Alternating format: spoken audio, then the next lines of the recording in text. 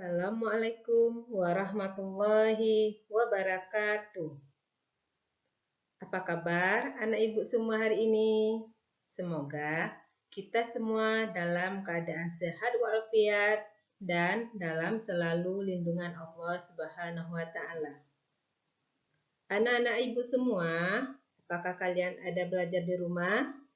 Ibu harap semua kalian ada mengulang pembelajaran di rumah. Hari ini kita akan mempelajari pembelajaran kelas 5 semester ganjil.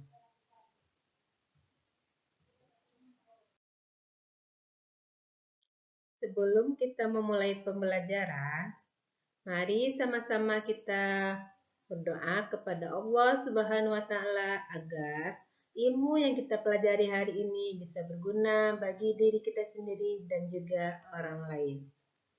Mari anak-anak ibu semua kita membaca doa. Rabbi zidni ilman warzuqni fahman. Yang artinya, ya Allah, tambahkanlah ilmu kepadaku dan berilah aku pemahaman. Anak-anak ibu, hari ini pembelajaran 5 yaitu kisah teladan Nabi Ilyas alaihi salam.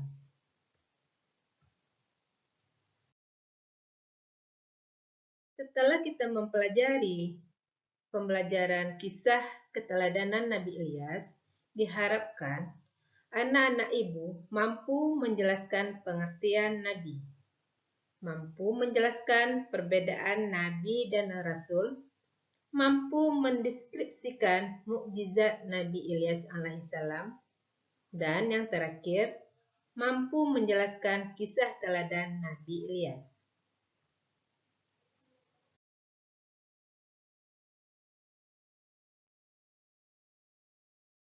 Anak-anak ibu, di sini kita akan mempelajari tentang pengertian Nabi. Nabi secara bahasa yaitu orang yang diberi berita atau menerima berita. Adapun secara istilah, Nabi yaitu seseorang yang menerima wahyu dari Allah yang berkenaan dengan syariat agama, tetapi tidak harus disampaikan kepada orang banyak. Jadi jelas ya anak-anak ibu, Nabi pengertiannya yaitu menerima wahyu dari Allah dan tidak harus disampaikan kepada umatnya ataupun orang lain. Anak-anak ibu semuanya, pasti selama ini kita bertanya-tanya, apa sih perbedaan Nabi dan Rasul? Ternyata ada perbedaan antara Nabi dan Rasul. Yang pertama, Nabi adalah seorang laki-laki yang mendapat wahyu dari Allah untuk dirinya sendiri dan tidak wajib untuk disebarkan kepada umatnya. Sedangkan Rasul adalah seorang laki-laki yang mendapatkan wahyu dari Allah Subhanahu wa taala untuk dirinya sendiri yang wajib untuk disebarkan kepada umatnya. Yang kedua, Nabi diperbolehkan oleh Allah Subhanahu wa taala untuk menyampaikan wahyu kepada umatnya, tapi tidak diwajibkan untuk menyampaikannya. Adapun Rasul itu harus dan diwajibkan untuk menyampaikan wahyu kepada umat manusia. Yang ketiga, Nabi adalah orang yang dipilih untuk mengamalkan syariat yang sudah ada sebelumnya. Sedangkan Rasul adalah Nabi yang membawa syariat baru. Rasul diutus kepada kaum yang belum beriman ataupun kafir. Sedangkan Nabi diutus kepada kaum yang sudah beriman. Perbedaan yang keempat, Nabi tidak mendapatkan kitab suci. Rasul mendapatkan kitab suci. Yang kelima, Nabi ada yang berhasil dibunuh oleh kaumnya. Sedangkan Rasul semua rasul diselamatkan oleh Allah dari percobaan pembunuhan oleh kaumnya.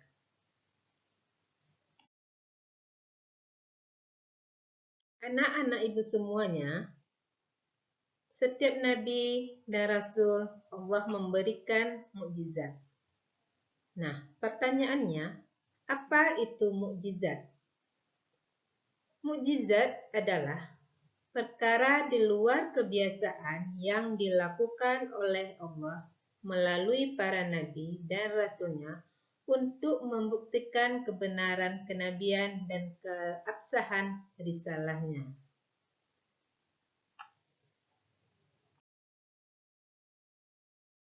Anak-anak ibu semuanya, mukjizat Nabi Ilyas alaihissalam ada beberapa.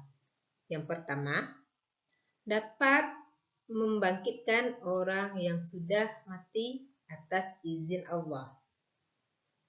Yang kedua, Nabi Ilyas alaihissalam mampu berlari kencang mendahului kereta milik Raja Arab. Ketiga, mampu mendatangkan kemarau yang panjang dan hujan. Itu pun atas izin Allah. Yang keempat, mampu bertahan hidup dalam kemarau yang panjang. Kemudian, mukjizat Nabi Ilyas selanjutnya adalah selamat dari kejaran istri Raja Arab yang kejam. Dan yang terakhir, mukjizat Nabi Ilyas alaihissalam adalah mampu menyembuhkan orang sakit atas izin Allah.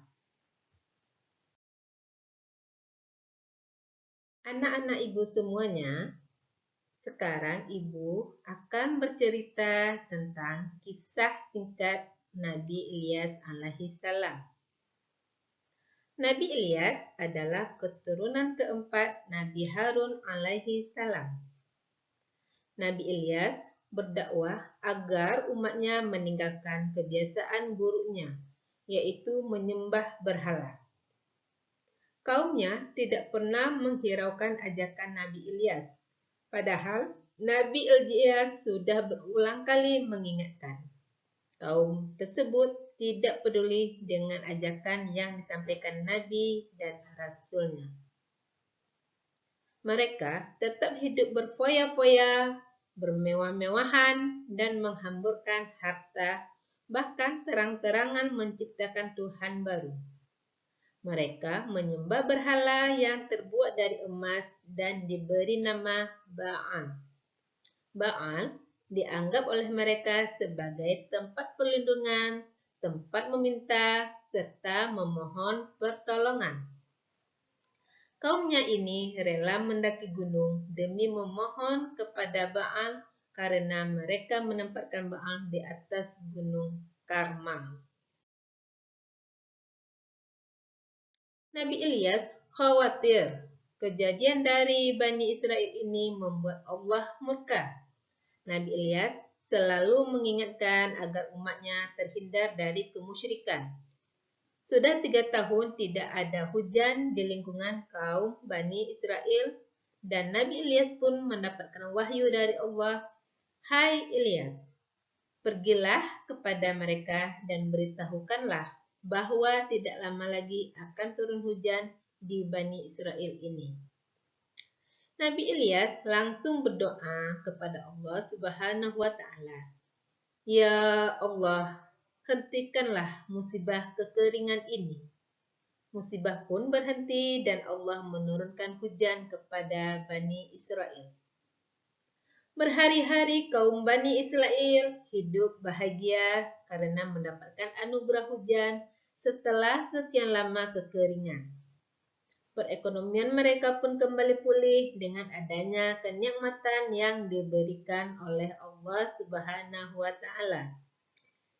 Tapi justru mereka tidak bersyukur. Mereka kembali durhaka kepada Allah dan kembali melakukan kemaksiatan. Kaum Bani Israel kembali menyembah Baal. Akhirnya, kaum Bani Israel pun kembali ditimpa musibah yang lebih dahsyat, yaitu gempa bumi. Mereka pun bergelimangan dan tidak bernyawa lagi.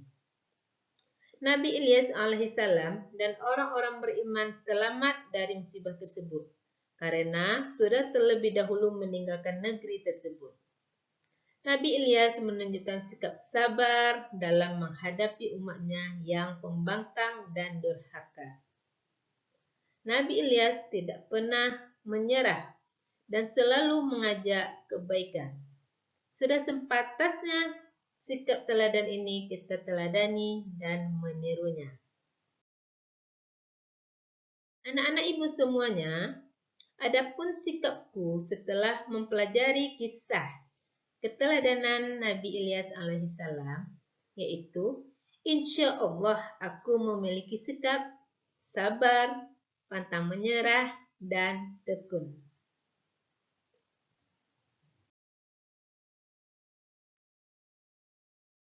Anak-anak ibu, sampai di sini pembelajaran kita hari ini. Semoga ilmu yang ibu sampaikan bisa bermanfaat bagi kita semua.